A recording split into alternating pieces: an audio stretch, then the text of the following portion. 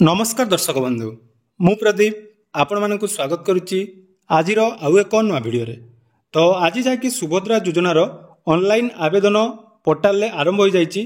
तेणु जो मैंने 1 एप्रिल 2025 सुधा 21 वर्ष छुईंचंती बा जो मानकर 21 वर्ष हो जाइए से माने वर्तमान सुभद्रा योजना पई ऑनलाइन ले आवेदन करि परिबे। ए विषय आपण माने निहाती जानिथिबे किंतु आपण मानकर बहुत सारा कमेंट रोची। आज मध्य मु आपण मानक सहित जो भिडियोटी शेयर करथिली से भिडियो रे आपण मानकर बहुत सारा कमेंट थिला जे सुभद्रा योजनार कौन फॉर्म आपण माने फिलअप करिवे।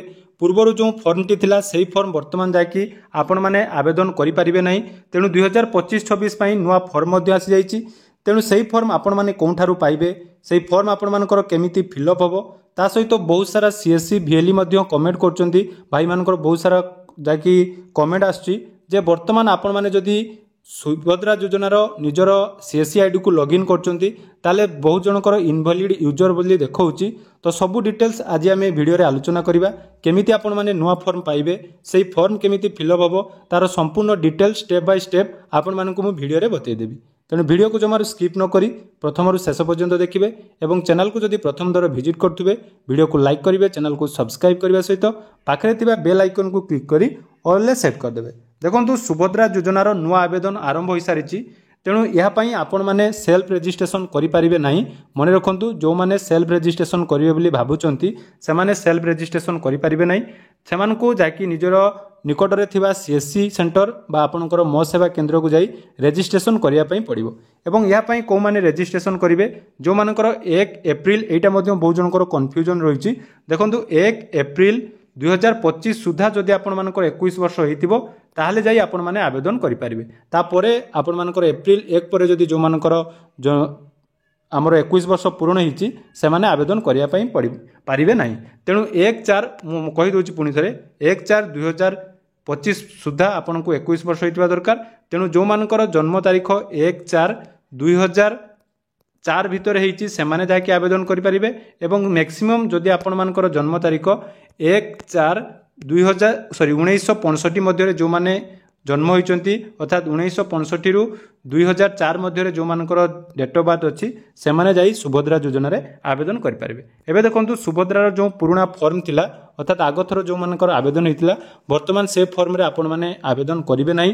तेणु ता पई गुटे नुआ फॉर्म आछि। सेही फॉर्म आपण माने केमिति पाइबे से विषय रे मध्य मु डिटेल्स कहि देबी। एबे आसंतु देखिबा सेही फॉर्म टी केमिति रहिछि एवं सेही फॉर्म आपण माने केमिति फिलअप करिवे। तो देखि पारुथुबे एइटा रहिछि सुभद्रा योजनार फाइनल फॉर्म जोटा कि 2025 आर्थिक वर्ष निमंते आपण माने एही फॉर्म रे ही जोटा कि फिलअप करिवे। एवं मने रखंतु आवेदन करिबा पूर्वरु जो सब डिटेल्स म आपण मानकु डॉक्यूमेंट रेडी करिया पई कहितली से डॉक्यूमेंट सब रेडी करिवे जेमिति कि आधार कार्ड सहित मोबाइल नंबर लिंक थिबा निहाती दरकार एवं निजर डीबीटी एक्टिव थिबा अकाउंट टी आवश्यक। एई दुईटी आपण मानकर मोस्ट इंपोर्टेंट एवं जो हिताधिकारी आवेदन करूचंती से निजे उपस्थित रहिबा दरकार। अर्थात जो महिला आवेदन करेंगे सी सीएससी सेंटर को गला पर ही आवेदन हो पारिबो। कारण एथिरे आपण मानकर फिंगरप्रिंट एवं आई स्कान रो केवाईसी करा जाउची एवं ओटीपी बेस रे केवाईसी वर्तमान करा जाउ नै। तेणु जो सीएससी VLE माने आवेदन करचंती ए विषय मध्य आपण माने अवगत रहिबा दरकार। देखंतु नुआ फॉर्म टी आसी जाइची पूरा समान फॉर्म रहिची किंतु किछि भी चेंजेस जाकि फिलअप करिवार नै केवल आपण मानकर फॉर्मेट टिके चेंज होईची। तेणु सब विषय आम आलोचना करदेबा। विशेषकर जो डीबीटी फॉर्मेट आपण मानकर पूर्वर जोटा कि आपण मानक एटी शो करूला जे डीबीटी बा बैंक डिटेल्स दवा पई पड़ुला किंतु वर्तमान सही बैंक डिटेल्स आ आपन को दवा पई पड़िबो नाही। ऑटोमेटिक जाके आपण मानकर डीबीटी एक्टिव थिबा अकाउंट को आसीबो। तेणु जो माने पुराना फॉर्म रे कहउचंती जे आवेदन हबो से सब वीडियो को आपण माने स्किप करंतु कारण बहुत सारा फेक वीडियो वर्तमान वायरल हबो जो माने सुभद्रा योजना विषय रे किछि न जानि मध्य आपण मानकु भूल इन्फॉर्मेशन देबे। तेणु आसंतु देखि नबा फॉर्म रे आपण माने कोन कोन फिलअप करिवे। देखंतु एई फॉर्म आपण मानकु संपूर्ण मागणा रे मिलिबो एवं आपण माने एई फॉर्म कोठी पाइबे सेटा मध्य जानिबा दरकार जे फॉर्म टी आपण मानकु सीएससी सेंटर जोटा आपण मानको पाखरे रहिछि से सीएससी सेंटर को सब प्रोवाइड कर दिया जिवो। नले आपण माने निजर जो माने रहिचंती एमबीके बा आपण मानकर अंगनवाड़ी कर्मी सेमानक पाखक मध्य फॉर्म आसी जिवो। जेतेबेले आसीबो सेमाने आपण मानकु जणाइबे। तेणु आवेदन तो आरंभ होइछि आपण माने किछि अधैर्य होबार कारण नाही। डॉक्यूमेंट रेडी करंतु सर्वप्रथमे आधार कार्ड मोबाइल नंबर लिंक सब डिटेल्स नाम मैच करंतु सब डिटेल्स रेडी कला परे जाई फॉर्म फिलअप करंतु। एठी देखंतु फॉर्म फिलअप करिबा समय आपण मानकु कोन कोन डिटेल्स ऊपर ध्यान देबा पई पड़िबो। देखंतु आपण मानकर संपूर्ण नाम रहिबो जो नाम आपण मैंने फिलअप करेंगे सेटा आधार अनुसार करेंगे मन रखु आधार आपर जो नाम रही से हिसाब से आपर ये फिलअप हवा दरकार तेणु ता प्रति आपण मैंने नजर रखिए। तेणु देखो प्रथम रही आपर नाम तापर आधार नंबर आपण मैंने देवे तापर रही आपण मैंने जदि मैरेज कर स्वामी नाम रो मैंने अनमेरिड अच्छा से मैंने बापा नाम रखिए जोटा कि आधार अनुसार देवे। यहाँ मन रखु आधार जदि आपंकर स्वामी नाम अच्छी स्वामी नाम देवे ना आधार जदि बापा नाम अच्छी ताले ये आपण मैंने बापा नाम देवे। और फॉर्म टी आपण मैंने केमिति फिलअप करेंगे ओडिया रे मध्य फिलअप करहब इंग्लिश रे मध्य फिलअप करहब किछि भी प्रॉब्लम नहीं आपण मैंने निज हिसाब रे ओडिया रे बा इंग्लिश रे जहाँ हिसाब रे पारिबे करि पारिबे। सबुठु बेस्ट इंग्लिश रे करिवे कारण देखंतु नाम रो स्पेलिंग ओडिया रे आधार कार्ड रे टिके अलग थाए तेणु आपण मैंने इंग्लिश रे फिलअप करेंगे सब गुड़िक कैपिटाल लेटर लिखे मुझे आपण मानक डेमो देखईदेवी।